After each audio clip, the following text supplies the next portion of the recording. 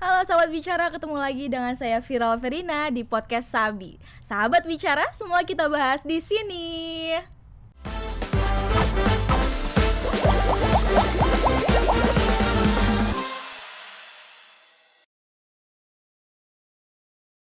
Beberapa hari yang lalu baru aja nih Indonesia merayakan Hari Guru Nasional.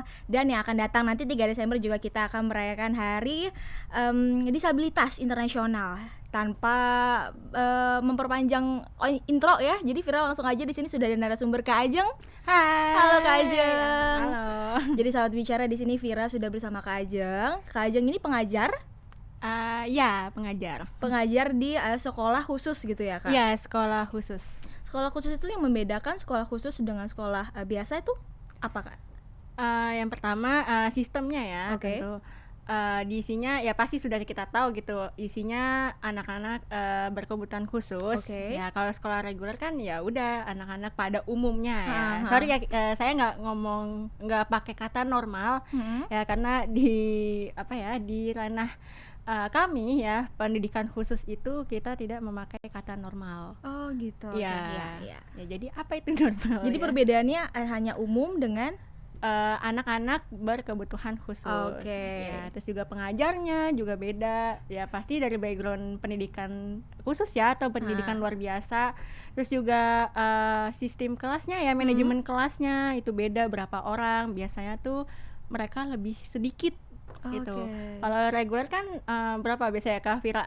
Kalau di 40, 30. Ya, kalau di sekolah khusus ya itu paling banyak itu 8 orang.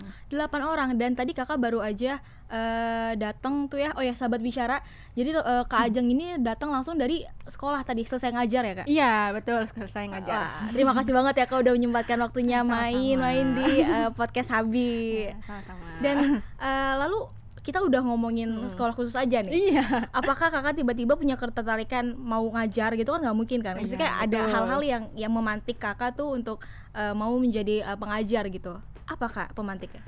Pemantiknya dari keluarga sih. Oh ya? Ya dari keluarga. Jadi itu kakek nenek ya, itu tuh nggak sih nenek aja, nenek itu Oke.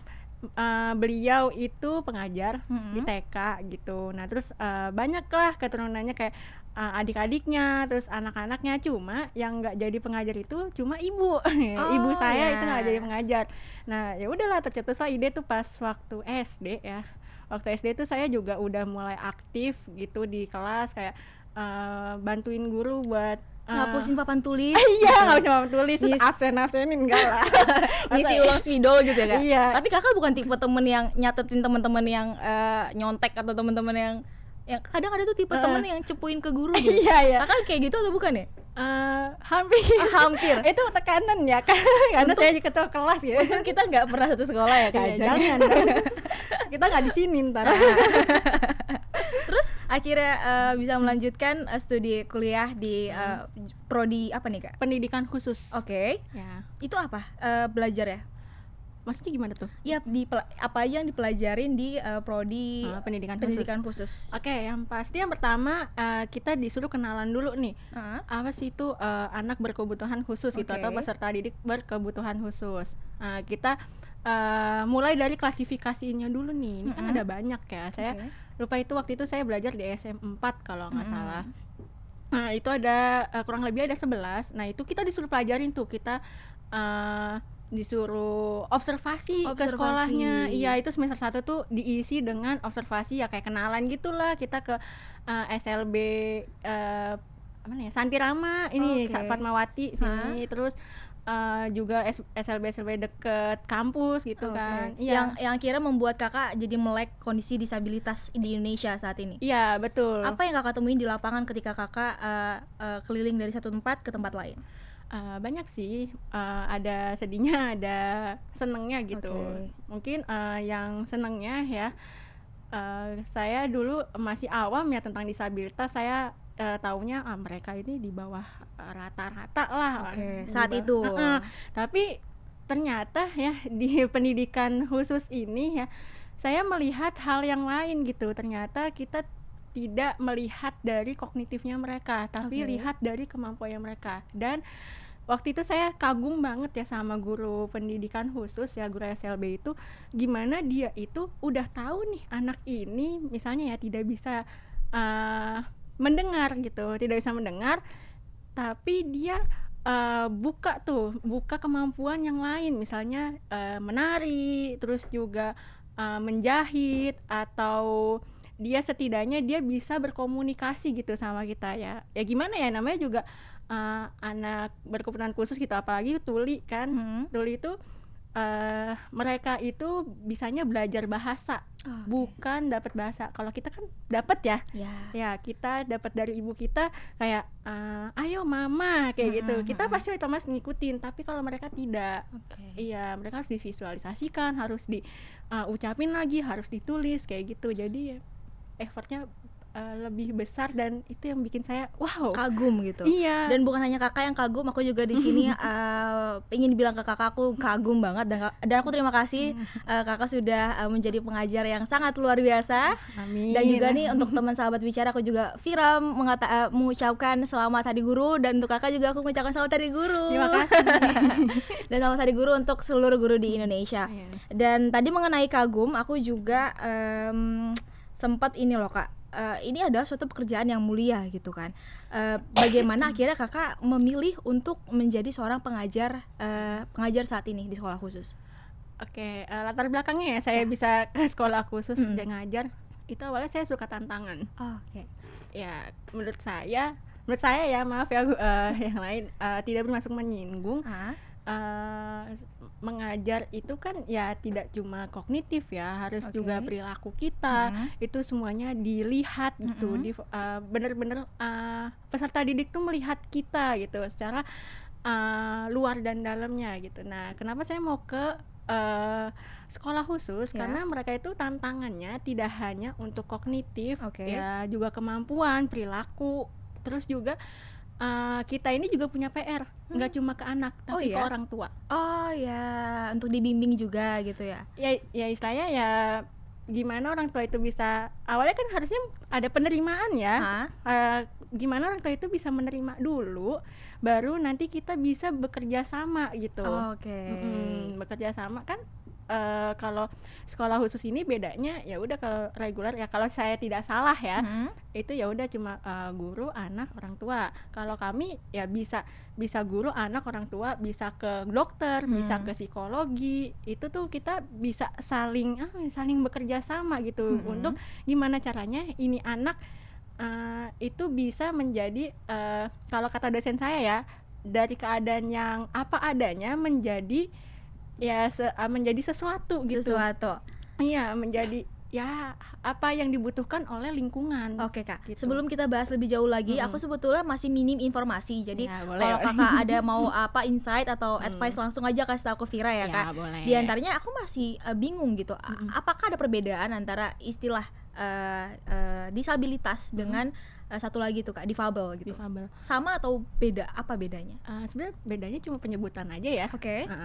Mungkin bisa beda di budayanya gitu. Ada yang budayanya dia memakai difabel, ada yang memakai disabilitas. Kalau misalkan kita bedah gitu ya, kalau tidak salah tuh disabilitas itu, dis itu kan ketidakbisaan, agility kan kebisaan. Berarti dia punya hambatan. Ya, hambatan di hambatan untuk melakukan gitu ya, melakukan sesuatu gitu. Kalau difabel kan different able kan. Kemampuan yang berbeda. Tapi gitu. secara garis besar ya sama sih. Saya saya memandangnya ya, selama saya kuliah ini ya, mereka itu ya sebutannya ya senyamannya mereka gitu. Baik. Dan juga ada hak-hak disabilitas gitu Kak. Betul. Mungkin teman-teman sahabat bicara ada yang sudah tahu, tapi juga mungkin ada yang tahu tapi lupa. Hal-hal hak-hak disabilitas apa aja Kak yang muncul banyak di masyarakat? Mengenai hak-hak disabilitas ya, itu ada banyak sih. Yang salah satunya ada pendidikan. Ya dimana kalau di reguler ya itu pendekatannya kan klasikal gitu. Semua anak sama gitu. Tapi kalau misalkan di di sekolah khusus itu klasikal tapi individual. Iya, jadi kita melihat satu-satu itu perkembangan anak, itu kemampuannya di mana. Bahkan untuk satu materi, misalnya kita materi hujan. ya ada 5 anak dengan kemampuan yang berbeda. Bisa jadi dia bisa ke proses hujan, tapi anak yang satu lagi itu belum nyampe situ. Oh, oke. Bisa jadi kayak hujan itu ada apa aja, ada air, ada awan, segala macam kayak gitu. Itu sih hak-haknya gitu ya, dimana kita tidak bisa menyamaratakan kemampuan mereka gitu ketika mereka mendapatkan pendidikan. Terus hak pekerjaan gitu ya. Yang saya pernah baca di Undang-Undang Nomor 8 ya, itu memberi pemerintah itu memberikan hak paling tidak 1% ya di perusahaan. Nah iya itu seharusnya mungkin lebih dari itu.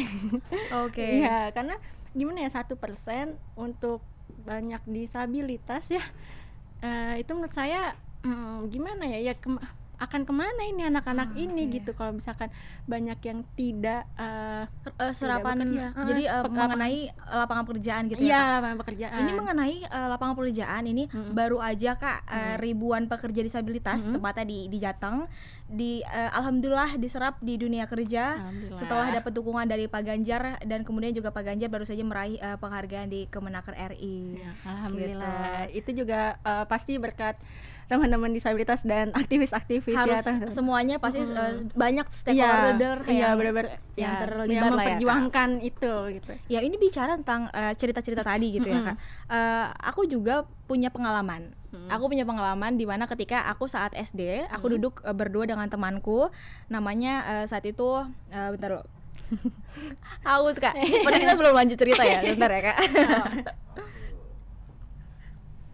Jadi temanku namanya itu Fauzi. Aku kelas 5 SD. Fauzi itu duduk di sebelahku. Aku duduk paling depan gitu. Fauzi istimewa, tapi memang dia jago bermain keyboard, tapi memang pandangannya tidak bisa melihat saat itu. Yang mana dia harus menggunakan huruf braille untuk menulis. Aku tuh sekolah SD ku tuh inklusi, ada kan ya namanya inklusi? Iya, benar-benar. Ya, jadi memang umum tapi inklusi gitu. Iya. Jadi aku memang sebelahku adalah hari-hariku bersama dengan Fauzi ini. Aku ke kantin, tapi memang ada treatment khusus ya. Biasanya kan aku harus awal-awal tuh aku pegang tangannya. Tapi makin kesini aku dilarang sama guruku bahwa Fir, kamu nggak boleh menggandeng atau membimbing nuntun gitu, nggak boleh. Jadi harus ngebiarin si Fauzi itu pegang pundakku yang belakang. Harus gitu ya. Kenapa kayak gitu Kak?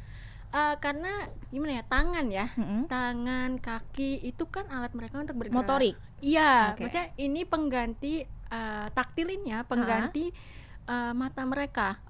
Kalau kakak perhatikan ya, tongkat tunanetra di bawahnya itu kan ada karet ya, ada karet. Nah kan biasa buat buat dipentok-pentokin gitu ya, tuk kayak gitu kan. Nah itu pengganti mata mereka. Gitu. Ya kalau misalkan kita pegang, mereka tuh nggak tahu tuh mereka tuh nggak tahu tuh di depan mereka ada apa. Iya kan, nggak setiap orang itu nggak setiap hari menemani, orang itu nggak setiap hari bersama gitu. Otomatis si Fauzi ya tadi itu harus struggle sendiri gitu, harus mengenali, itu namanya orientasi mobilitas. Tapi bukan hanya Fauzi aja loh Kak, teman-temanku, kakak kelasku saat aku kelas 5, kakak kelasku dia adalah di kelas 6 dan perempuan, dan memang rata-rata kalau nggak suaranya bagus pasti bisa bermain musik. Bayangkan Kak, setiap upacara hari Senin gitu kan, Fauzi memang menjadi trendsetter karena kemampuannya bisa memainkan keyboard, dan aku salut gitu. Dan dia selalu duduk, jadi kalau upacara nggak pernah berdiri itu luar biasanya ya Kak. Dan aku belum tentu bisa main keyboard gitu. Dan kakak kelasku juga beliau juga pandangannya tidak sempurna, dan akhirnya tapi dia memiliki suara yang bagus gitu. Apakah kakak selama mengajar ini juga menemukan hal-hal yang serupa? Ya, banyak sih, banyak yang waktu itu aku pernah coba main ngajar gitu di Jogja ya, yang anak-anak disabilitas yang tunanetra ini ya, dia selain dikenalkan huruf ya lewat braille, dia juga dikasih kemampuan lain gitu, misalnya ya tadi musik, karena musik kan pakai pendengaran ya, mereka mereka ini punya kelebihan di pendengaran mungkin ya. dilatih gitu, Oke. pendengarannya dilatih, terus juga perasaan taktilnya juga dilatih. Nah, itu. Oke. Ya, jadi di sekolah ya, di sekolah khusus itu kalau Kakak mau main-main ya ke Iya. sekolah khusus Hah? SLBA ya. Oke. A itu tunanetra. Nah, itu mereka juga diajarin musik, diajarin caranya Oh, berjalan. indera yang lainnya Iya, dikembangkan. betul. Ada berapa banyak jenis SLB? Kalau tadi Kakak bilang ada SLBA, Mm-mm. berarti kan ada SLB B, C, D, E. Ya, ada SLBA tunanetra, B itu tunarungu, Hmm. C itu tunagrahita. Tunagrahita itu? Keadaan yang dia itu punya IQ di bawah rata-rata. Oke. Ya, IQ-nya sekitar 80 ke bawah. Oke, tapi semua fisik Aman. aman. Oke. Ya, termasuk Down syndrome, Oke. Ya. Oh, gitu masuknya ke tunagrahita. tunagrahita. Oke. Ya, terus E itu gangguan emosi ya, Hmm. tunalaras. Terus juga ada SLB autis. Oke. D daksa. Daksa itu yang dia terganggu di alat penggeraknya. Oh, oke. Ya, motoriknya itu terganggu. Kayak gitu. So banyak banget tadi. Oh ya, tadi jadi apa cerita berkesan ya, Kak? Apa tuh? Cerita berkesan selama Kakak mendalami menjadi pengajar di sekolah khusus. Berkesannya ya itu tadi sih, kita jadi Menemukan menem- potensi-potensi lain yang tersembunyi Iya, ternyata. bener. Saya tuh jadi orang awam, jadi kayak wah, ternyata dia bisa ini ya, ternyata dia bisa itu Kena ya. minder sih aku pernah sih, Kak. Harusnya nggak boleh ya, Vira, harusnya kamu bersyukur. Teman sahabat bicara juga harusnya baik bersyukur. Tapi memang ada poin di mana saat aku SD, kok aku nggak bisa main keyboard, kok temanku bisa, gitu. Ya, itu tadi ya, di balik kekurangan ada kelebihan. Iya. Ya, pasti kelebihan itu harus ditemukan Oke. gitu. Kendalanya Ya itu tadi, ketika si anak itu belum tahu apa-apa, ya itu kendala kita. Gimana kita akhirnya Kakak belajar. Iya. Belajar banyak hal baru yang untuk menutup kendala-kendala itu ya, Kak. Iya, betul.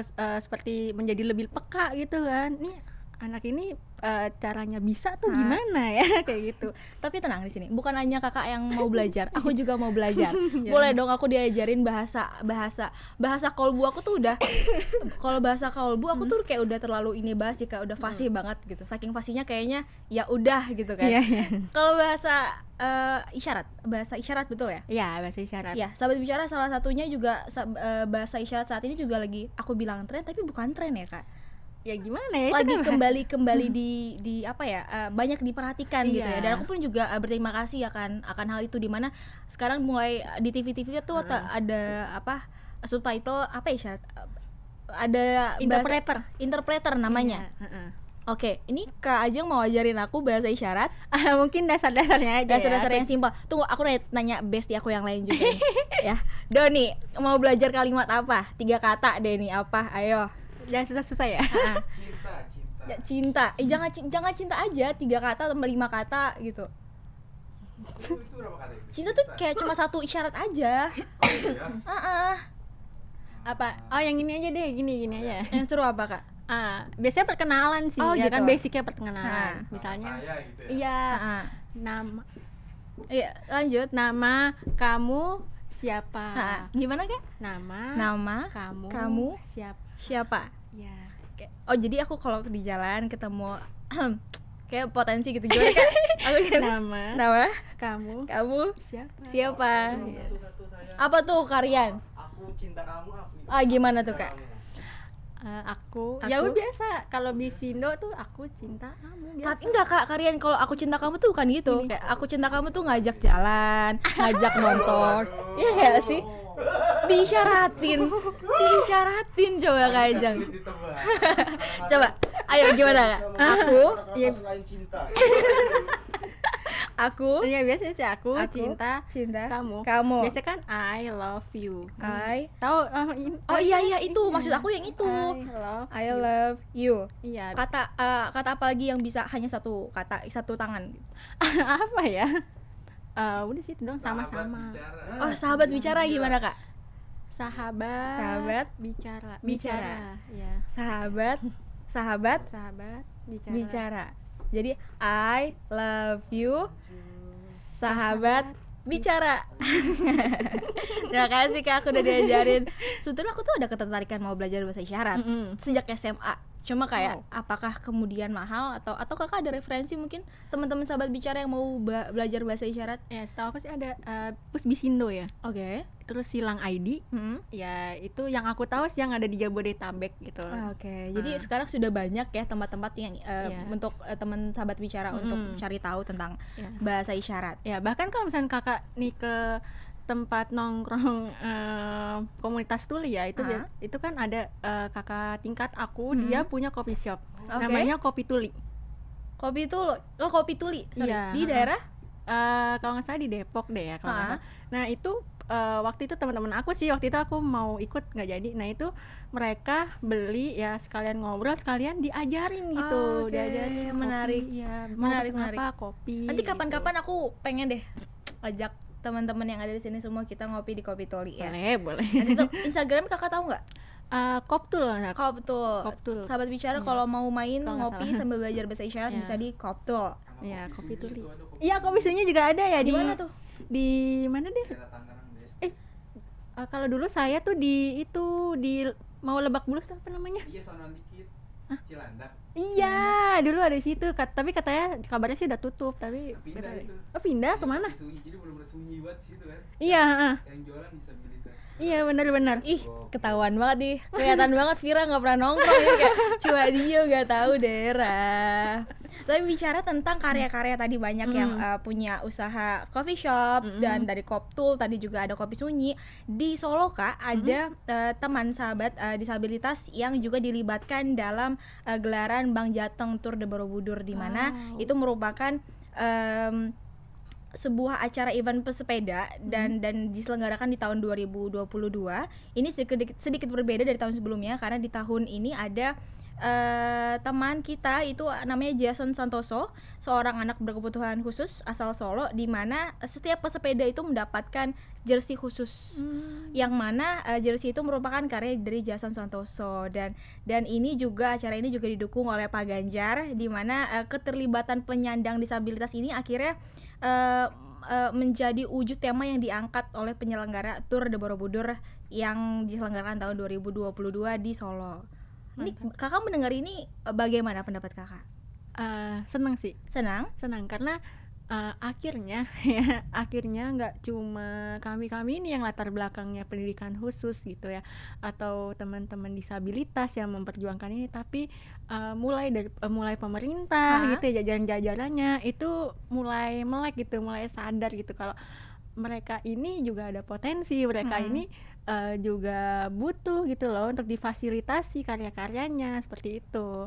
Jadi seneng banget sih, semoga seluruh Indonesia bakalan kayak gitu ya. Jadi Amin. ya amin. Jadi ya anak-anak ini ya merasa berharga gitu kan, merasa nggak cuma ayo udah deh saya cuma sekolah, ya udah sekolah nanti kembali lagi ke sekolah gitu. Melihat sosok pemimpin yang mendukung hal-hal seperti ini, apakah layak bagi kakak setuju kalau bahwa tindakan ini merupakan tindakan yang perlu diapresiasi dan harus didukung? Ya benar, setuju banget karena gimana ya jarang yang bisa bisa melek disabilitas, bisa paham gitu aksesibilitas ya dari disabilitas itu sendiri. Kan mereka juga punya karya gitu, mereka juga punya kemampuan lain, nggak cuma di atas kertas aja yang seperti kita tahu ya kalau misalnya ada lomba-lomba olimpiade dan lain sebagainya. Nah disabilitas itu juga bisa loh, tapi di bidang yang lain. Nah Tapi di bidang yang lain. kayak Betul, gitu. Jadi ya semoga aja gitu ya seluruh Indonesia juga mencontoh gitu. Betul. Ini sahabat bicara, Vira senang banget bisa ngobrol banyak-banyak sama Kak Ajeng hari ini ya. Sampai kita keasyikan. Dan oh ya Kak, bagaimana kemudian harapan kakak kepada generasi penerus dari tentang disabilitas ini? Oke. Aku punya quote ya. Quote-nya itu waktu itu aku lagi acara BEM ya. Acara BEM Hari Disabilitas, yaitu ada quote see the able not the label. Lihatlah kemampuannya dia, tapi jangan lihat labelnya dia. Oke. Ya, jadi harapannya teman-teman ketika kalian di lingkungannya ada teman disabilitas ya atau teman berkebutuhan khusus, tolong pandang mereka ya sesuai kemampuannya mereka kayak gitu. Jangan mentang-mentang mereka kurang gitu ya, ada yang kurang di satu sisi tapi di sisi lain mereka bisa, itu kalian ya udahlah acuh tak acuh aja kayak gitu.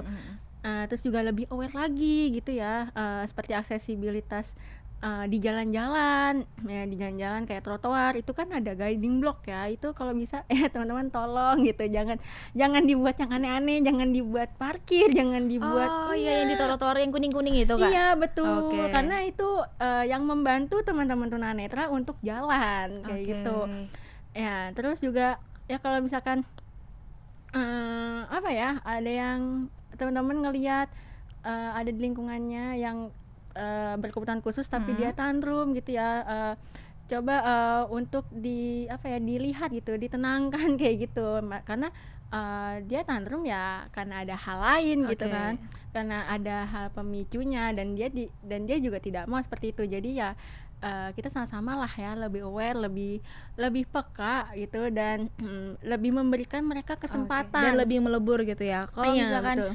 ingin lebih mainnya lebih seru dengan teman yang tuli gitu ya, ikut juga belajar bahasa Iya, isyarat dan ikut betul. menyebur ke dalamnya gitu ya Kak. Soalnya banyak loh tuh komunitas sulit tuh yang dia tuh ngebuka Open class. seminar, open class, terus juga FGD itu gratis. Itu ya ngebahas itu tentang budaya tuli, Budaya tentang aksesibilitas tuli, permasalahan-permasalahan yang terjadi Oke. gitu. Banyak hal aku dapat dari Kakak hari ini, mulai Gila. dari bagaimana ketertarikan Kakak belajar dan juga kira mengajar di sekolah khusus. Tadi juga aku belajar juga bahasa isyarat. Terima kasih banyak.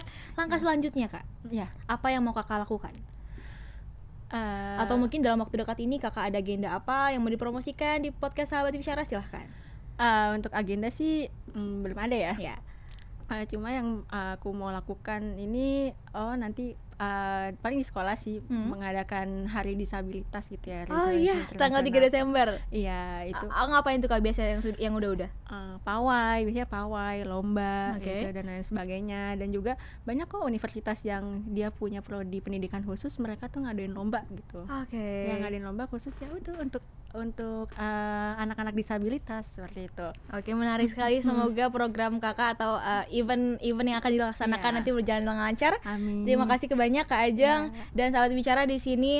Kembali Vira ingatkan kalau misalkan teman-teman Sahabat Bicara mau mendapatkan merchandise yang di belakang ini bisa didapatkan di berbagai platform e-commerce, ada di Shopee dan juga ada di Tokopedia, mulai dari mug, ada tumbler, ada topi, kemeja dan juga lain sebagainya. Dan untuk mengikuti update berita perkembangan tentang podcast Sahabat Bicara bisa diikuti di Instagram, terus juga bisa didapatkan di Twitter dan di Facebook. Nah, itu dia Sahabat Bicara perbincangan kita hari ini dengan Kak Ajeng. Terima kasih Ya, sama-sama. seorang pengajar di sekolah khusus. Ya. Terima kasih sudah bertandang, ngobrol-ngobrol banyak di Sahabat Bicara kali ini. Iya, sama-sama Kak Vira. Aku juga terima kasih loh udah dikasih kesempatan. Sama-sama. Dan itu dia Sahabat Bicara. Terima kasih, sampai jumpa di podcast selanjutnya. See ya.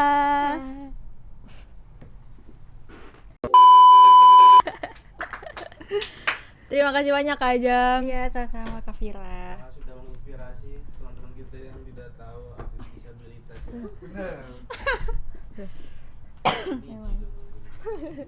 Gini dong. Ini aman nggak? Gue ulang 2 kali loh Don. Gue ulang 2 kali gimmick. Enggak. Gak apa-apa.